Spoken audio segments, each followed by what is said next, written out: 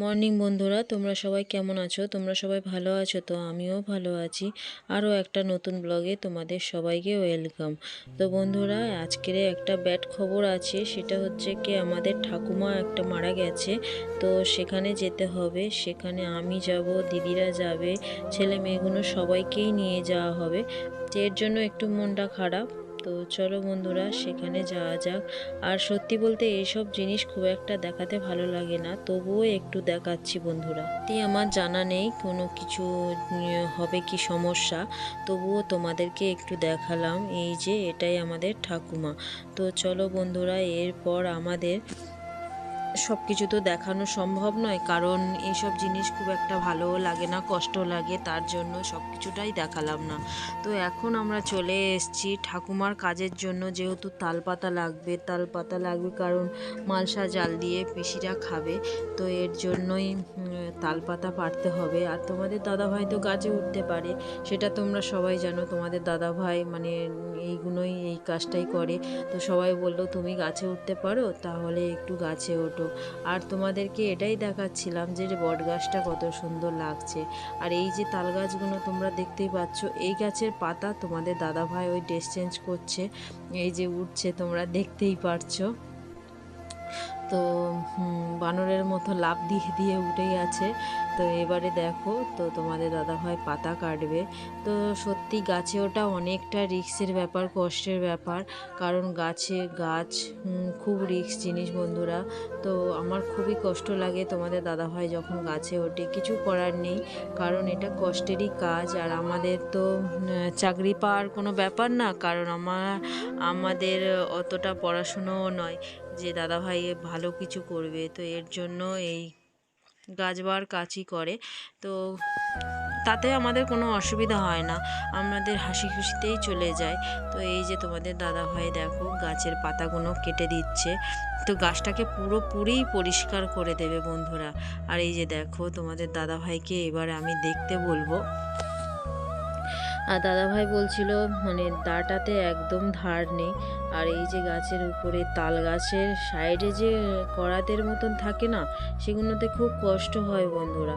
হাত টাত ছিলে যায়, কেটে যায়, তবুও গাছে উঠতে হয়, কিছু করার নেই। দুটো পয়সার জন্য অনেক কষ্ট করছে তোমাদের দাদাভাই। জানি না কবে কি সফল হতে পারবো। তো আমরা যে ইউটিউব করছি না, এতে মানে আমাদের মানে কিছুই হয়নি। অনেকে মানে বেশি ভিডিও করেনি, তাদের মানে কি বলবো, তারা হুড় করে উঠে গেছে। কিন্তু আমরা এত পরিশ্রমে ভিডিও দিই, তবুও আমাদের কিছুই হয় না। জানি না এটা আমাদের ভিডিওটা কি ইউটিউবের কাছে পৌঁছাচ্ছে না, না আমাদের ভিডিও ভালো লাগছে না। আমরা এত কষ্ট করে ভিডিও বানাচ্ছি, তবুও আমাদের ভিডিও ভালো লাগে। এত সুন্দর সুন্দর ভিডিও দিই, মানে কি বলবো বন্ধুরা, কষ্ট হয়। মাঝে মাঝে ভাবি যে ইউটিউবটা ছেড়েই দেব, আবার মনে মনে ভাবি যে না, ছাড়বো না। অনেকেই আমাদের অনেক কষ্ট দিয়েছে, অনেকে মানে ভিডিও করি বলে লাঞ্ছনা দেয়, কত কষ্ট দেয়, বড় বড় কথা বলে, আমাদের সাথে কথা বলে না। তো জীবনে ইউটিউবটাকে ভালোই বেসে ফেলেছি, আর ভালোবাসা হিসেবে মনের ভিতরে সবসময় রাখতে চাই। জানি না কবে সফল হতে পারবো। তো ঠাকুরের কাছে প্রার্থনা করি বন্ধুরা, তোমরাও একটু আমার জন্য প্রে করো, যেন আমি কিছু জীবনে করে দেখাতে পারি। এই যে যারা আমাকে বড় ছোট কথা বলে না, কারণ আমার স্বামী কষ্ট করে, আমরা নিজেদের জীবনে এত কষ্টের মধ্যেও কাউকে কোনোদিন জানায় না, তবুও আমাদের মানুষ পিছন ছাড়ে না, যেহেতু আমরা ভাড়া থাকি তার জন্য।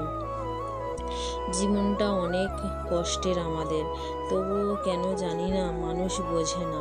কারণ আমরা জীবনে নুন ঝাল তেলের জন্য কাউকে যায় না, না খাওয়া হলে কাউকে বলি না, তবুও মানুষ কেন আমাদের পিছনে পড়ে থাকে বুঝি না। আর এখানে দেখো, সেসব কথা ছেড়েই দিলাম। এখানেই তোমাদের দাদাভাই একটু দূরে গেছে, ওখানে এই ডাব গাছে উঠে ডাব পাড়বে, কিছু পাতা পেরে দেবে। তো এই জমিটা অনেক বড় বন্ধুরা, পিসিদেরই জমি। তো 3টে ভাগ রয়েছে পিসিদের। তো এখানে তোমাদের দাদা ভাই দেখছে, আর এখানে আমাদের বিশ্বজিৎ দা রয়েছে, আর একটা ভাই রয়েছে, তোমাদের দাদা ভাই রয়েছে। তো ফাইনালি আমাদের কাজটা সব কমপ্লিট হয়ে গেছে। আর এই বাচ্চাটি যাচ্ছে পাখি ধরতে। এবার আমরা বাড়ি ফিরবো, বাড়িতে রওনা দিলাম।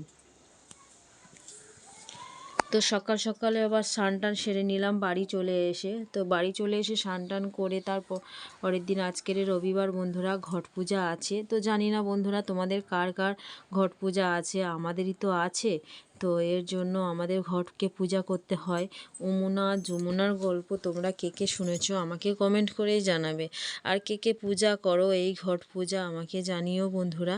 তো আমি এখন পূজার জন্য সকাল সকাল স্নান করে নিয়েছি, সব কিছু রেডি করে নিয়েছি। আর এই ভিডিওটা তোমাদের সাথে শেয়ার করবো না তা কখনো হয় না বন্ধুরা। তা সত্যিই তোমাদের সাথে কোনো কিছু না শেয়ার করলে হবে না, কারণ আর এমনিতেই আমার বড় বড় ভিডিও খুব একটা দেয়া হচ্ছে না, তার কারণ অনেকটা সমস্যা। কারণ আমার একার ভিডিও করতে হয়, একার এডিটিং করতে হয়, আবার সংসারের কাজ। আর আমরা হাউসওয়াইফরা অনেক কিছুই কাজ থেকে যায়, তবুও তার মধ্যিখানে তোমাদের মধ্যে ভালোবাসা ভাগ করে নেব বলে একটু তোমাদের সাথে শেয়ার করা বন্ধুরা।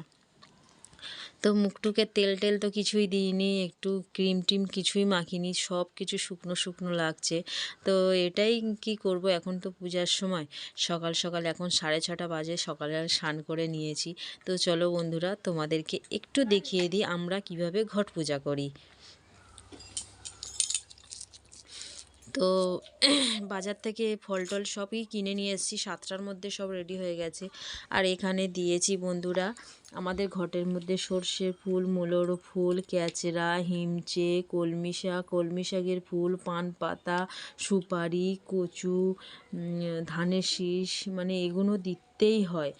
আর বন্ধুরা জল দেওয়ার সময় একটা মন্ত্র বলতে হয়, সেটা দিয়ে জল ঢালতে হয় আর সেই মন্ত্রটা বলতে হয়। তো ফাইনালি আমার পূজা টুজা কমপ্লিট হয়ে গেছে। আর এই চাদরটা আমার কার্তিক বাবুকে নতুন এনে দিয়েছি শীতের জন্য। তো ওরও তো কষ্ট হয়, আর এমনি ঠাকুরগুলো তো পটের ঠাকুর, তার জন্য তো মানে আর কাউকে তো চাদর দিতে পারবো না, তো পূজা টুজা দিয়ে পর্দাটা আমরা টেনে দিই। তো এটাই হচ্ছে ফাইনাল লুক। দেখো ঘরটাকে এভাবেই সাজিয়েছি, কত সুন্দর লাগছে। তো আমার ঠাকুর ঘরে কী কী ঠাকুর রয়েছে তোমরা দেখতেই পারছো। আর সব কিছু কমপ্লিট হয়ে গেছে। ভিডিওটা যদি ভালো লেগে থাকে প্লিজ লাইক কমেন্ট আর একটি করে শেয়ার করে দেবেন, যাতে আমি আরও ভিডিও করার আমার উৎসাহ হয়। সত্যি আমরা হাউসওয়াইফরা মানে যতটা পারি চেষ্টা করি ভালো ভালো ভিডিও দেওয়ার। আর বন্ধুরা সত্যি যদি আমার ভিডিওটা ভালো লেগে থাকে অবশ্যই চ্যানেলটাকে